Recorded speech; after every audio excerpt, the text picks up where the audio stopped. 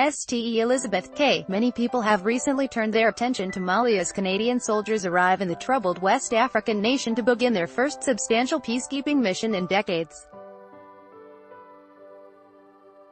But few will watch with greater understanding, or interest, than the citizens of ste-Elisabeth K. Committee members Guy Lavallee, left, Ghislaine Poirier, Solange Tougar and André Coutu, right, show some of the gifts they have received from their twin city of Saint-Ankaroba, Mali. Ryan Remiors, The Canadian Press, for more than 30 years. The 1,500-person farming community in our east of Montreal has formed a deep and improbable friendship with the town of Saint-Ankaroba, a rural Malian community some 30 kilometers south of the capital city of Bamako. In contrast with the Canadian Force's multi-million-dollar mission, ste-Elisabeth's project is funded by wine and cheese dinners and craft sales, and run by retired farmers. And while critics of the Mali peacekeeping mission have questioned the wisdom of risking troops lives in a place where the chances of securing lasting peace seem slim, ste-Elisabeth's residents say their successes prove a huge budget isn't needed to make a difference. Article continued below. The connection dates back to 1985 when the non-profit Canada World Youth put out a call for towns that were interested in hosting a Mali exchange program. ste-Elisabeth put up its hand, and the resulting exchange went so well, the two communities decided on their own to continue the friendship. Since then, ste-Elisabeth's residents have chipped in to help purchase livestock, farm equipment and computers for Saint-Ankaroba, launched community agriculture and infrastructure projects and provided microloans to local entrepreneurs.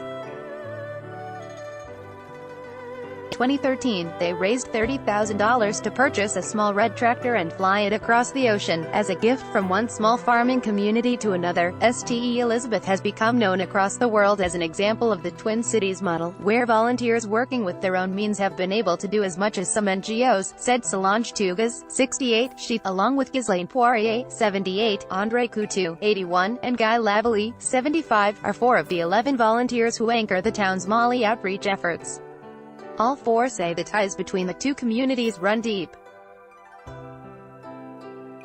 Article continued below. During the 1998 ice storm in Quebec, the people of Saint-Ankaroba raised $100 to send to ste-Elisabeth, a significant gift considering most villagers make less than $2 per day.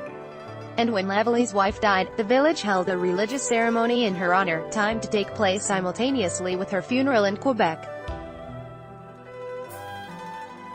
At first glance, ste-Elisabeth appears to be an unlikely candidate for such a partnership. There are few immigrants in this sleepy Quebec village, where tractors kick up dust in the fields surrounding the modest wooden homes that line the main street. But while most Twin Cities projects exist in name only, this one has flourished.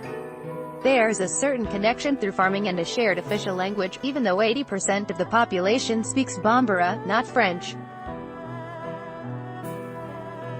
But they say what keeps it going are the friendships that have formed over the years, many going back decades. When we visit, it feels like our village, with people we know, said Lavallee, who last visited in March. I'm better known there than at home. Since the twinning began, 32 Malians have come to visit Quebec, most to take courses or workshops in areas such as accounting, business administration and garbage management.